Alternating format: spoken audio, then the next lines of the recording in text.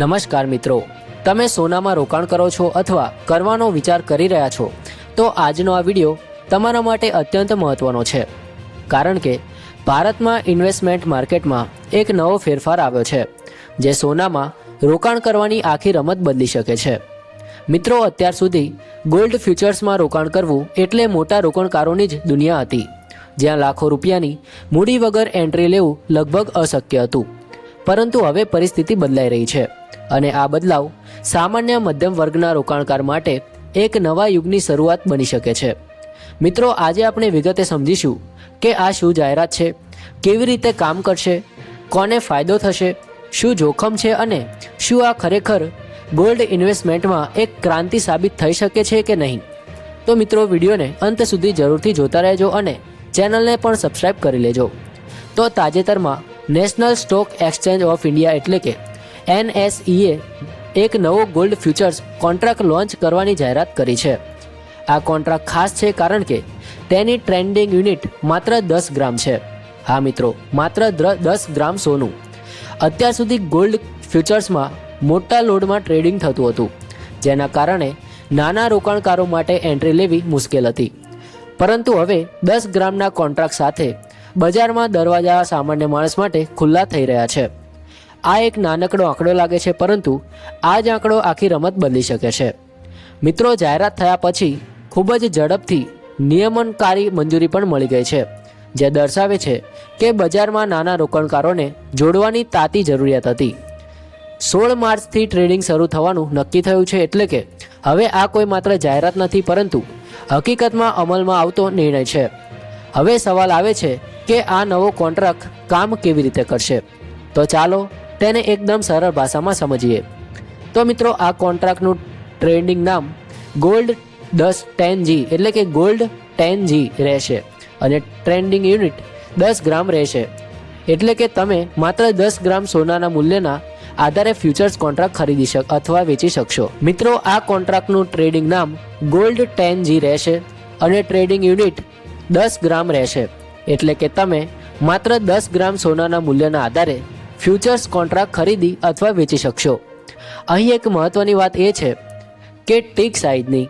તો tick size એટલે ભાવમાં ઓછામાં ઓછો ફેરફાર થઈ શકે છે. આ કોન્ટ્રાક્ટમાં ટિક સાઇઝ માત્ર ₹1 છે, એટલે કે સોનાના ભાવમાં ₹1નો પણ ફેરફાર થાય તો તમે તે પર ટ્રેડ કરી શકો છો. આ નાના રોકાણકાર માટે ખૂબ જ મહત્વપૂર્ણ છે, કારણ કે તે બજારને વધુ રિસ્પોન્સિવ અને સચોટ બનાવે છે. નાના મૂવમેન્ટ પર પણ ટ્રેડિંગ શક્ય બનશે. ડિલિવરી સેન્ટર તરીકે અમદાવાદ પસંદ કરવામાં આવ્યું છે, જે આપણા માટે ગૌરવની વાત છે.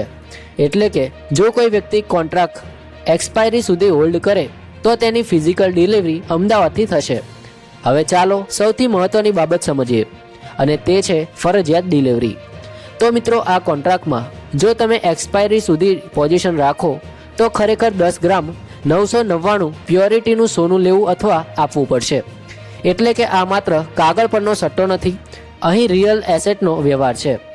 આ સોનાની ગુણવત્તા વૈશ્વિક ધોરણ મુજબ રહેશે અને supplier London Boolean market association દ્વારા માન્ય હશે.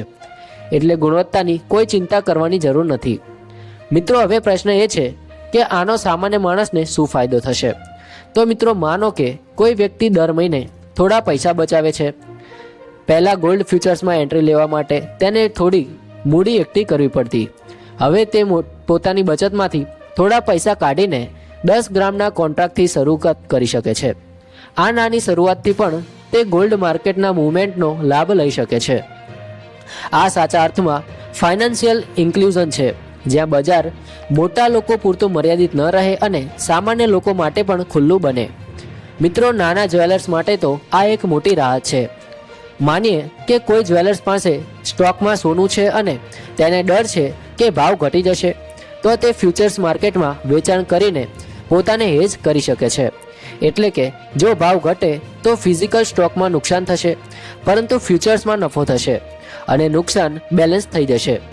આને જ હેજિંગ કહેવાય છે. પહેલાં મોટા લોટના કારણે નાના જ્વેલર્સ માટે હેંગિંગ કરવું મુશ્કેલ હતું, પરંતુ હવે 10 ગ્રામના કોન્ટ્રાક્ટથી તેઓ સરળતાથી જોખમ મેનેજ કરી શકે છે. અહીં એક વધુ મહત્વપૂર્ણ સુરક્ષાનું પગલું એ છે કે એક દિવસમાં ભાવ વધવા અથવા ઘટવા પર 6%ની લિમિટ રાખવામાં આવી છે. એટલે કે બજારમાં અચાનક ભારે ઉતાર ચઢાવ થાય તો પણ એક જ દિવસે રોકાણકારનું મૂડી સંપૂર્ણ રીતે નષ્ટ ન થાય. આ નાના રોકાણકાર માટે સેફટી નેટ જેવું છે.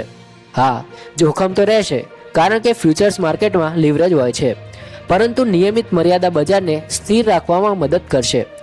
મિત્રો, હવે થોડું પ્રેક્ટિકલ માર્ગદર્શન પણ સમજીએ. તો જો તમે આમાં રોકાણ કરવાનું વિચારો છો તો પહેલાં સમજવું જરૂરી છે કે ફ્યુચર્સ માર્કેટ ઇન્વેસ્ટમેન્ટ જેટલું જ ટ્રેડિંગ માટે વધુ યોગ્ય હોય છે. અહીં માર્કેટની દિશા, સમય અને રિસ્ક મેનેજમેન્ટ ખૂબ મહત્વના છે. ક્યારેક સંપૂર્ણ મૂડી એક જ ટ્રેડમાં ન નાખવી જોઈએ. સ્ટોપ લોસનો ઉપયોગ કરવો જોઈએ અને એક્સપાયરી પહેલાં પોઝિશન ક્લોઝ કરવી કે નહીં તે અગાઉથી નક્કી કરવું.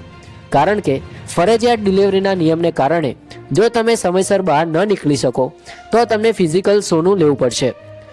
મિત્રો, ભાવ અમદાવાદના લોકલ બજાર પ્રમાણે નક્કી થશે અને દર મહિને નવા કોન્ટ્રાક્ટ લોન્ચ થશે, જેથી લિક્વિડિટી જળવાઈ રહે. લિક્વિડિટી એટલે બજારમાં ખરીદનાર અને વેચનારની પૂરતી સંખ્યા હોવી. આ ખૂબ મહત્વનું છે કારણ કે લિક્વિડ માર્કેટમાં એન્ટ્રી અને એક્ઝિટ સરળ બને.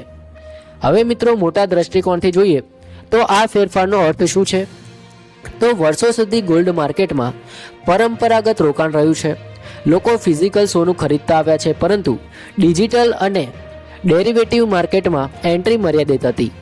હવે 10 ગ્રામનો કોન્ટ્રાક્ટ મધ્યમ વર્ગને ડિજિટલ રીતે સોનામાં ભાગીદાર બનાવવાની તક આપે છે. આ માત્ર એક પ્રોડક્ટ નથી, પરંતુ વિચારધારા બદલવાનો પ્રયાસ છે. જે પહેલાં સોનામાં રોકાણ એટલે કે દુકાનમાં જઈને જ્વેલરી ખરીદવી, ત્યાં હવે ડીમેટ એકાઉન્ટ દ્વારા ગોલ્ડ ફ્યુચર્સમાં ભાગ લેવો શક્ય બનશે. પરંતુ મિત્રો, અહીં એક ચેતવણી પણ જરૂરી છે કે ફ્યુચર્સ માર્કેટમાં નફાની શક્યતા ઊંચી હોય છે તો જોખમ પણ ઊંચું હોય છે.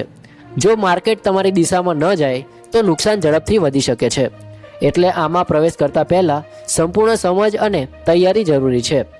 શરૂઆતમાં નાની પોઝિશન લો, માર્કેટને સમજો, ચાર્ટ્સ અને ટ્રેડ શીખો અને પછી ધીમે ધીમે અનુભવ વધારતા જાઓ. આખરે આ આખી વાતને 3 સરળ ભાગમાં સમજી શકાય છે. તો પહેલા સમસ્યા હતી કે ગોલ્ડ ફ્યુચર્સમાં એન્ટ્રી માટે મોટી મૂડી જરૂરી હતી. પછી ઉકેલ આવ્યો કે 10 ગ્રામનો નાનો કોન્ટ્રાક્ટ લોન્ચ થયો અને હવે પરિણામે એ છે કે નાના રોકાણકારો અને જ્વેલર્સ માટે બજાર ખુલ્લું બનશે. આ બદલાવ ખરેખર ગોલ્ડ ઇન્વેસ્ટમેન્ટને વધુ લોકતંત્રાત્મક બનાવી શકે છે. હવે મિત્રો, તમારો સવાલ છે કે શું તમે આ તકનો લાભ લેશો? તો શું તમે ગોલ્ડ ફ્યુચર્સમાં શિસ્તબદ્ધ રીતે રોકાણ કરવાની તૈયારી રાખો છો? શું આ પગલું મધ્યમ વર્ગ માટે નવી રોકાણ ક્રાંતિ સાબિત થશે?